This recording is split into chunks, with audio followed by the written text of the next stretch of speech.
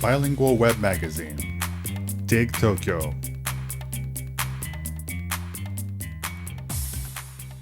Music and Parties 14. The Psychedelic Rock of the San Francisco Flower Children. The Legacy of Psychedelic Music 2. 1. Prologue. In the previous entry of this series, The Music of California 5, the epicenter of the hippie movement, I wrote about Beat Generation authors and how their literary movement led to the development of the hippie movement, and offered a brief overview of the music and movies that defined the hippie ethos. The Beatniks, or Beat Generation of the 50s, was driven by forward-thinking cultural intellectuals in opposition to the establishment of the cultural elite.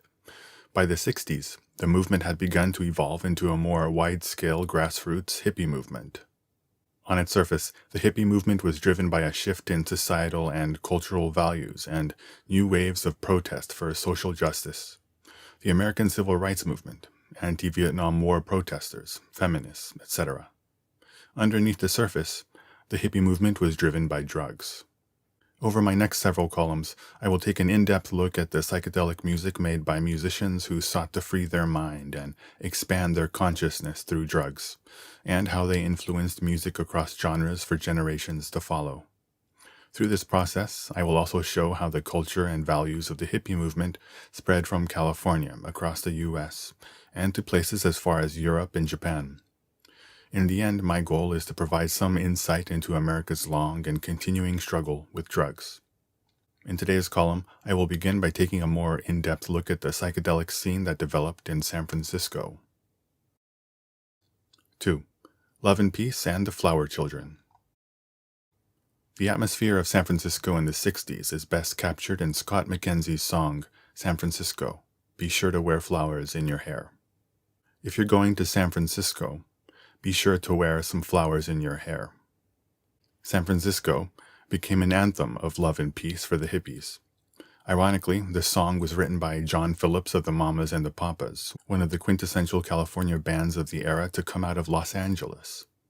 The song was used to promote the Monterey Pop Festival, held in mid-June of 1967.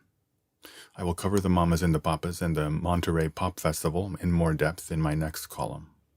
Monterey is a city located on California's Central Coast region, which, as the name implies, is located in the area between Northern California, where San Francisco is located, and Southern California, where Los Angeles is located.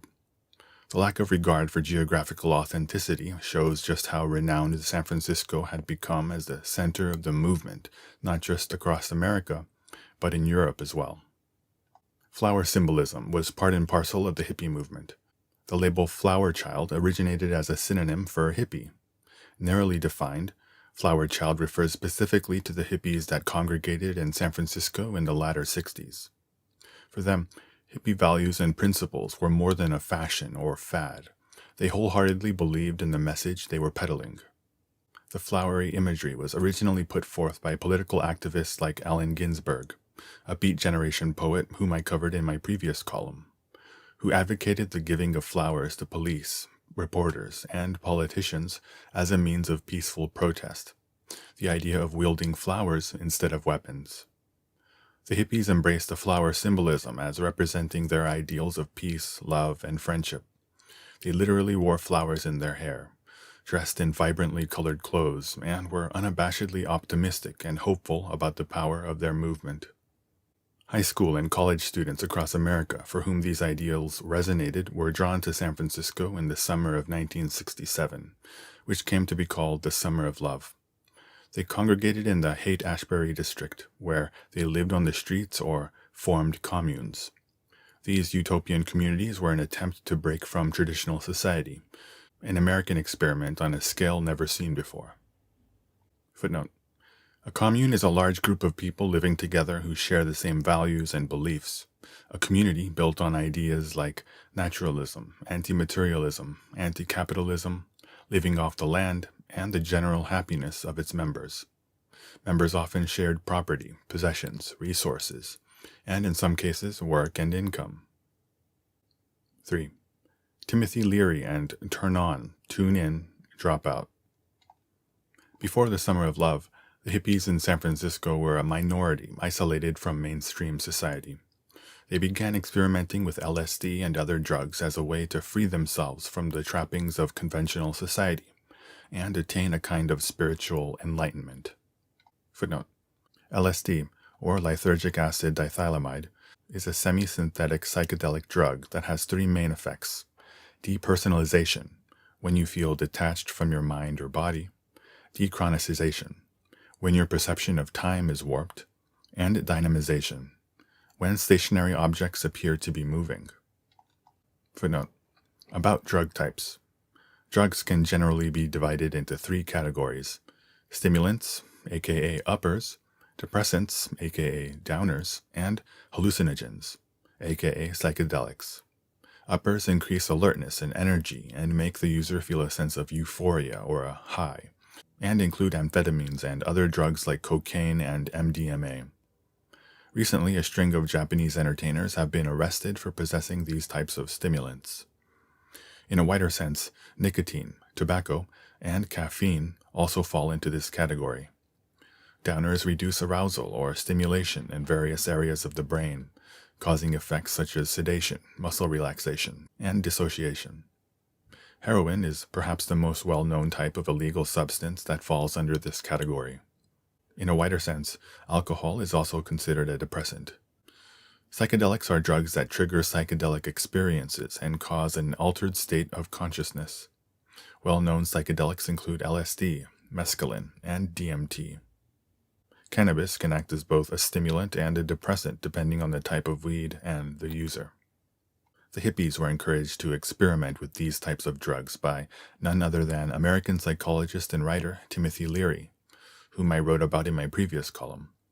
Leary conducted various experiments with LSD while he was a professor at Harvard University, and believed that the use of psychedelics could rewire and expand the brain for the better, imprinting a new personality upon the user. After he was fired from Harvard in 1963, he began touring and promoting the use of LSD around the country. At the Human Being, a hippie festival held in January 1967, that was a prelude to the Summer of Love, he told a group of 30,000 hippies to turn on, tune in, and drop out. Footnote: Human Being was an event held in San Francisco's Golden Gate Park on January 14, 1967, that brought together various factions of the counterculture under a humanist umbrella. It was a prelude to the Summer of Love and a movement that would culminate in Woodstock in 1969. Footnote: turn on in this context means to go within and activate your neural equipment, and thus consciousness, through the use of drugs. Tune in means to be in harmony with the world around you by manifesting your new perspective through your lifestyle.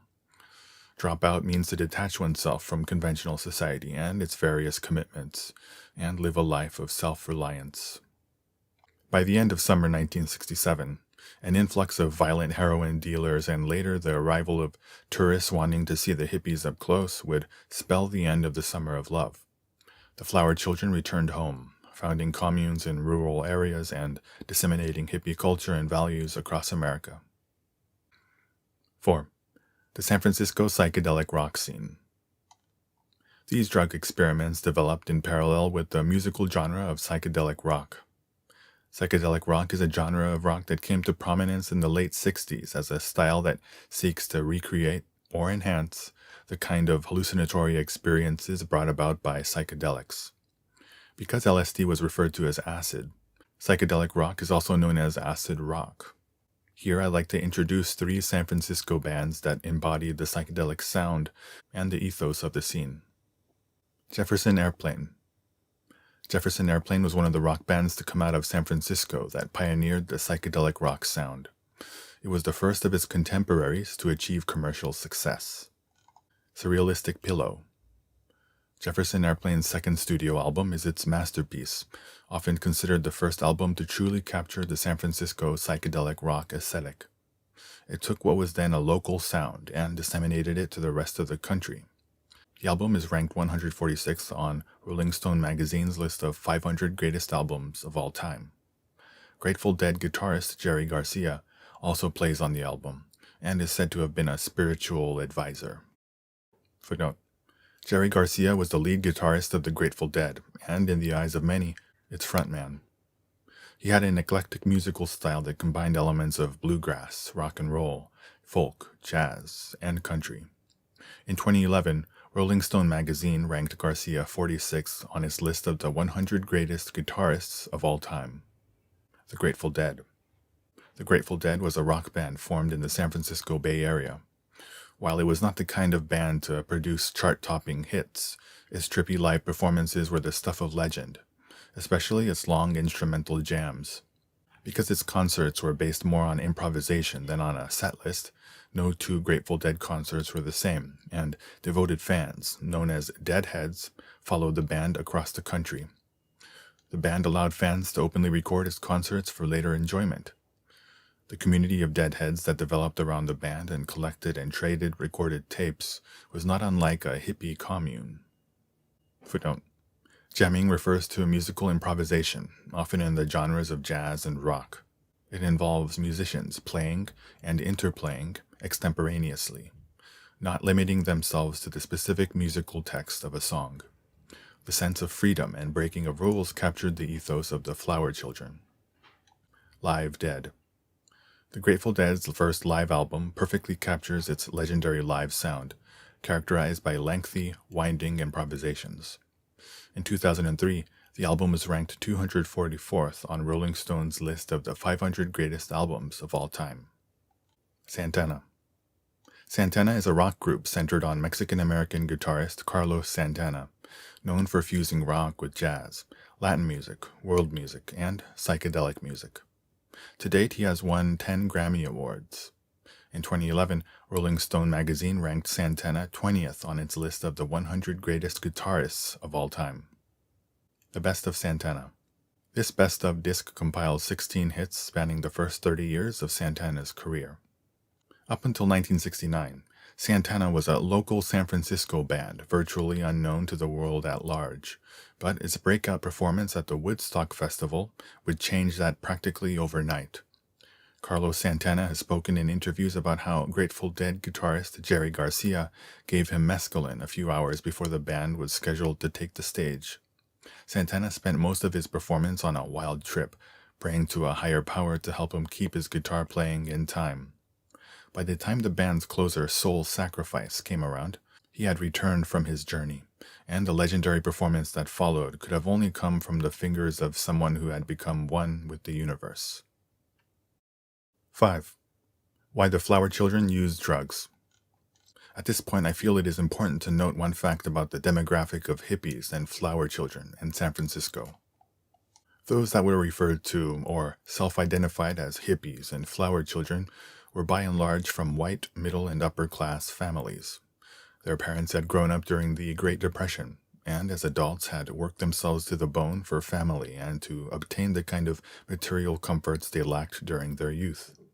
The children, subsequently, came to despise the materialism, consumerism, and capitalist ideals that defined the households they grew up in, and ultimately rebelled against their parents' values. To put it another way, they did not want to become squares like their parents. Becoming a hip flower child was a way to escape that fate. In that respect, the drugs that were ostensibly about expanding their consciousness were really about rejecting the reality in front of them. Consequently, people like Jerry Garcia and Carlos Santana, who had Hispanic roots, Garcia's father was from Spain, and Santana is a Mexican-American. It's also worth noting that both the Grateful Dead and Santana employed flower symbolism in their work. The Grateful Dead's second live album, released in 1971, features a skull with a crown of roses on the cover. The album is colloquially known as Skull and Roses. Santana released live albums with titles like Moonflower and Lotus. The flower motif also evokes marijuana and other drugs derived from nature. In the past, shamans would use such medicines to put themselves or the members of their community in a state of trance, in order to induce spiritual experiences that would help heal physical and mental illnesses. For the hippies and people like Garcia and Santana, such drugs were not evil. They were medicines that they believed should not be illegal, remedies for a society afflicted by materialism and other types of spiritual poisoning. In the next column in this series, I will cover the psychedelic rock of Southern California, through which I intend to dig deeper into America's drug problem. Music and Parties 14. The psychedelic rock of the San Francisco Flower Children. The legacy of psychedelic music 2.